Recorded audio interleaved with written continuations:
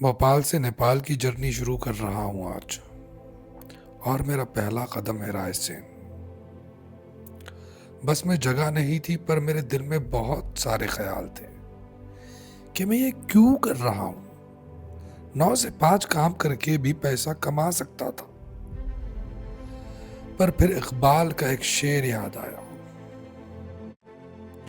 गिरते हैं शाह सवार ही मैदान जंग में, वो तिफल क्या गिरेंगे जो घुटनों के बल चले। मैं हूं अभी रायसेन की दरगाह पीर फतेहुल्लाह साहब पे। और ये दरगाह काफ़ी पुरानी है। कहते हैं कि शायद से 400-500 साल पुरानी दरगाह है ये। जिस ज़माने में यहाँ पर शेरशाह सूरी ने रायसेन पे हमला किया था और उस वक्त यहाँ के रायसेन के सैनिकों और लोगों ने इस दरगाह के आसपास सुकून पाया था। तो उस वक्त से लोगों का अकीदा यहाँ पर इस जगह पे बहुत ज़्यादा बढ़ गया। इसलिए यहाँ पर लोग आते हैं, अपनी मन्नतें मांगते हैं और उनको पूरा होने का बिलीव करते हैं। फिर मुझे मिले ये 3 बच्चे। इनसे मिलके मैं कोई ह्यूमिलिटी नहीं दिखा रहा, मुझे इनके अंदर अपने सब्सक्राइबर दिख रहे थे। सब्सक्राइब कर लो, फॉलो कर लो। क्या है ये, बंदरों का गुए है? ठीक, क्या था वो? बंदर की पोटी लग रही है भाई। इन बच्चों ने चबड़ चबड़ करके मेरे दिमाग की लस्सी बना दी थी। और लस्सी का नाम सुनते ही मेरे पेट के चूहों ने कहा कि भाई कुछ खा लो। और जब जोर की भूख लगी हो तो आप ये नहीं पूछते समोसा ठंडा है या गरम, आप सिर्फ कहते हो आन दो आन दो आन दो। मगरमच्छ की तरह समोसे को निगलने के बाद मैंने बड़े ही प्यार से चाय की चुस्कियां ली। और अब समय आ गया था मैं फकीर की तरह झोला उठाकर हेलीपैड पे जाकर रायसेन के किले के लिए उड़न खटोले को पकड़ूं। 50 रुपए। अरे बड़े भाई ले लो यार, मत तो करो। चलो चलो 50 रुपए लेना। चलो चलो चलो 50 रुपए। चलो चलो चलो 60 रुपए ले लेना, 60 रुपए। जैसे ही मैं उड़न खटोले में सवार हुआ, पायलट ने कहा, अपनी कुर्सी की पेटी बांध लो, मौसम बिगड़ने वाला है। हमारा उड़न खटोला हवा से गुफ्तगू कर ही रहा था, तभी मेरा झोला 4 कुलाटी मार के बाहर आ टपका। बिल्कुल ऐसी ही कुलाटी मेरी जिंदगी ने मारी थी जब मुझे अपनी कॉर्पोरेट जॉब से धक्के मार के निकाला गया, जिसके बाद मानो मेरी जिंदगी में एक अंधकार सा आ गया था। लेकिन थोड़े ही दूर चलने के बाद रायसेन का किला हमारी नजरों के सामने था। फरारी की सवारी के 100 रुपए चुकाने के बाद मैंने अपने लश्कर को मोटिवेट किया, लेकिन कोई मोटिवेट नहीं हुआ, तो मैंने अकेले ही रायसेन के किले के लिए कूच किया। भाई कितनी देर लगेगी ऊपर पैदल पहुंचने में? आधा घंटा लग जाएगा ऊपर पहुंचने में? हाँ ओ भाई, क्या बात कर रहे हो? अब धीरे धीरे मुझे समझ आ रहा था, जिम्मेदारियों का बोझ तो कुछ भी नहीं होता। कभी 45 किलो वजन उठा के किसी पहाड़ी पे चढ़ के देखो। शायद आपको ये व्यू बहुत खूबसूरत लग रहा होगा, लेकिन मेरे लिए ये बिल्कुल बेमानी था, क्योंकि अब धीरे धीरे मेरे फेफड़े जवाब दे रहे थे। इतना ही नहीं, मुझसे कह रहे थे, इतना भारी भरकम सामान लाने के लिए तुझे किसने कहा था यहाँ पर?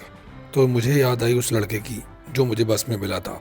उसने मुझसे कहा कि बस से रायसेन के किले पर उतरो और सामान लेके किले में चले जाओ, पास पड़ेगा, वरना रायसेन जाके होटल करके वापस आओगे तो बहुत देर हो जाएगी। लेकिन मेरे पास उसे दुआएं देने के अलावा कोई और चारा नहीं था, क्योंकि उसने मुझे इंस्टा पे फॉलो और यूट्यूब पे सब्सक्राइब कर लिया था। भाई पत्ता सर पे मत मार देना, इमली तोड़ते तोड़ते मेरे।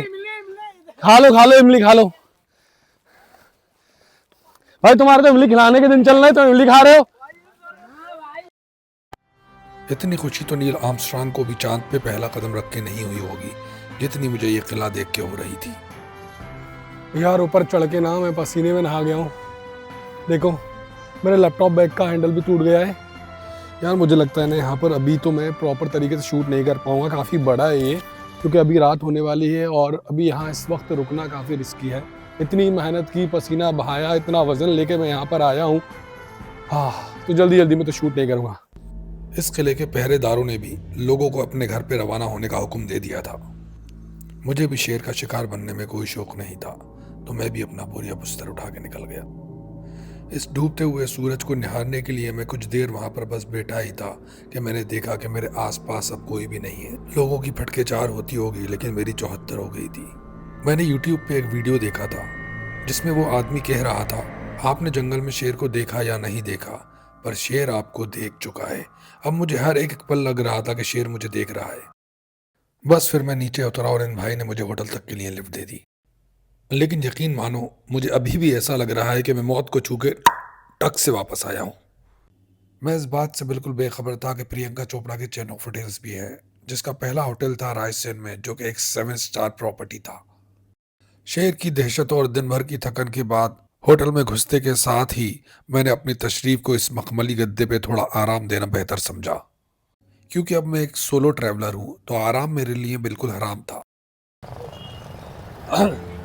सो गाइस, अभी होटल से बाहर आया हूँ वापस थोड़ा सा आराम करके।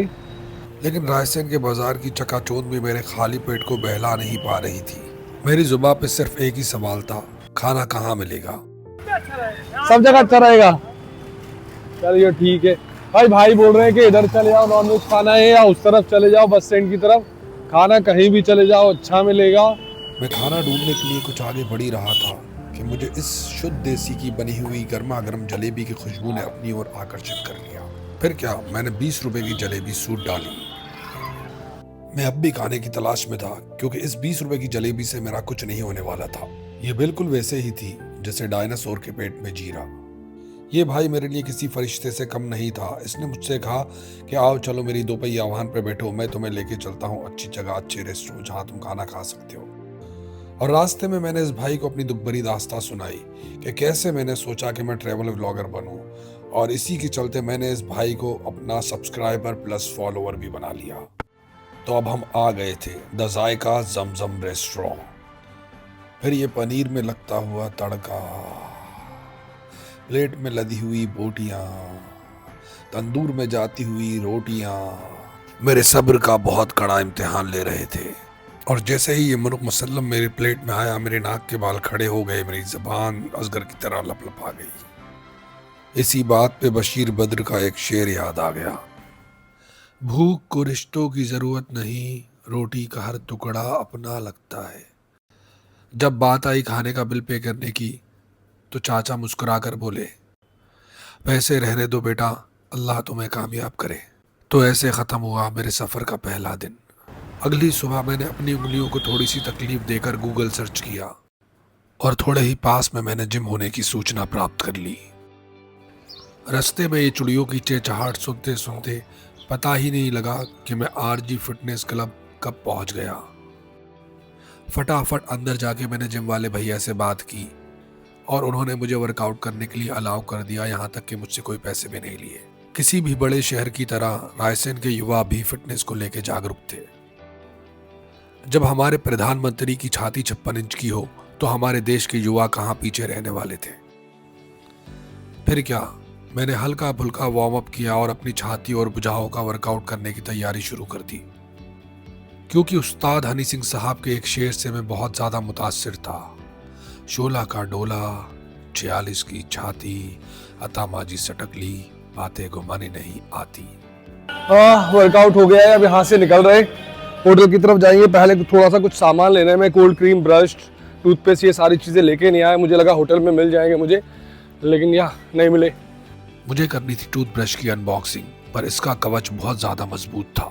जब मेरे नाजुक हाथों ने हार मान ली तो मैंने सहारा लिया अग्नि का, पर इस ढीठ कवच ने अग्नि के सामने भी आसानी से घुटने नहीं टेके। पर मैंने हार नहीं मानी और मैं इसका चीरहरण करने में सक्सेसफुल हो गया। लेकिन चुनौतियां तो मानो जैसे कम होने का नाम ही नहीं ले रही थी। गीजर काम नहीं कर रहा था और ठंडे पानी से नहाने में मुझे मौत आ रही थी। होटल में गर्म पानी नहीं था, लेकिन मेरी त्वचा का ख्याल रखने के लिए मेडिमिक्स का आयुर्वेदिक साबुन दिया गया।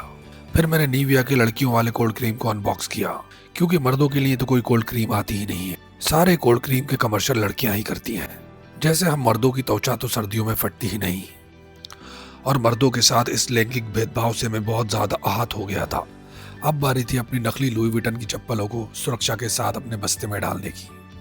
फिर मैं अपना फकीरों वाला झोला उठाकर इस उड़न खटोले में सवार हो गया और अपने कांपते हुए पैरों के साथ रायसेन के किले की तरफ कूच कर दिया। फिर मेरी नजर पड़ी उस चेतावनी पे जो बता रही थी कि किले के आसपास शेर का आवन जावन है। और आज तो मंडे था और मंडे ज्यादा लोग ऊपर नहीं जाते। इसी वजह शायद से मुझे कोई दूर दूर तक नहीं दिख रहा था जिसके साथ मैं ऊपर जा सकूं, क्योंकि अकेले मेरे अंदर शेर का सामना करने की हिम्मत बिल्कुल नहीं थी। मुझे बहुत डर लग रहा था ऊपर अकेले जाने में। फाइनली मुझे एक भैया मिल गए जो ऊपर जा रहे, तो इनके साथ चला जाऊंगा। कम से कम कोई सीढ़ियाँ कम से कम शेर या चीता मुझे उठा के लेके जाएगा तो किसी को पता तो रहेगा। भैया कह रहे दिन में शेर नहीं घूमते होगे। मैंने कहा भाई उन्हीं का जंगल है, वो तो कहीं भी आ सकते हैं। रेस्ट ले रहे हैं, थोड़ा थक गए। जबकि कल जब मैं आया था, कल मेरे पास ऑलमोस्ट मेरा लगेज बैग था और मेरा ये वाला लैपटॉप वाला बैग था और मेरे पास था वजन लगभग करके कुछ नहीं 40 से 45 किलो और मैं 1 गो में ऊपर चढ़ गया था। और अभी सिर्फ मेरे पास ये मेरा लैपटॉप बैग है और मुझे अभी मैं और भैया साथ में चढ़ रहे ऊपर और 2 बार हम दोनों रुक चुके। बहुत ज़्यादा टायरी लग रहा है क्योंकि धूप भी है अभी यहाँ पर। एक ज़माना था जब यहाँ से तोप के गोले बरसते होंगे उस खुले मैदान में। राजा के एक हुक्म पे कितने सिपाहियों ने अपनी जानें दांव पे लगा दी होंगी, लेकिन सदियां देख ली इस किले ने। कितने राजा आए गए पर ये किला जो का त्यों खड़ा है। हम दोनों ऊपर चढ़ते चढ़ते बात कर रहे थे, अगर ये किला यूरोप में होता तो शायद दुनिया भर के टूरिस्ट यहाँ लाइन लगा के आते। हिल के ऊपर कैफेज होते, सुवेनियर शॉप्स होती और हर कोने में कैमरा फ्लैश करता कोई ना कोई ट्रैवलर होता। लेकिन ये है रायसेन, भोपाल के पास छुपा हुआ एक शहर और उसके ऊपर एक किला जो हजारों साल से सिर्फ हवा और वक्त को देख रहा है। 11वीं सदी में बना ये किला गोंडवाना के राजाओं ने खड़ा किया था। इसने हिंदू, अफगान और मुगल दौर सब देखे हैं। जंग जीतने वाले बदलते रहे पर इन पत्थरों का कॉन्फिडेंस कभी नहीं बदला। सो गाइस, रायसेन का किला सिर्फ पत्थरों का किला नहीं है। यहाँ पर अफगान, राजपूत और मुगल हिस्ट्री एक ही साथ इसी हवा में सांस लेती है। और इन्हीं किले की दीवारों के बीच एक पुराना शिव मंदिर खड़ा है जिसे लोग सोमनाथ शिव मंदिर कहते हैं, जिसका जिक्र इतिहास में 1000 साल पहले मिलता है। कहा जाता है कि जब 11वीं सदी में ये किला बनाया गया तभी इस मंदिर को स्थापित किया गया। यहाँ के पुराने पत्थर, उनकी कार्विंग सब एक ही बात बोलते हैं, ये सिर्फ मंदिर नहीं समय का सबूत है। और सबसे खास बात, महाशिवरात्रि के दिन हजारों लोग सुबह सुबह यहाँ तक चढ़ाई करके आते हैं, दूध या जल चढ़ाते हैं और इस किले की हवा में एक अजीब सी शांति भर जाती है।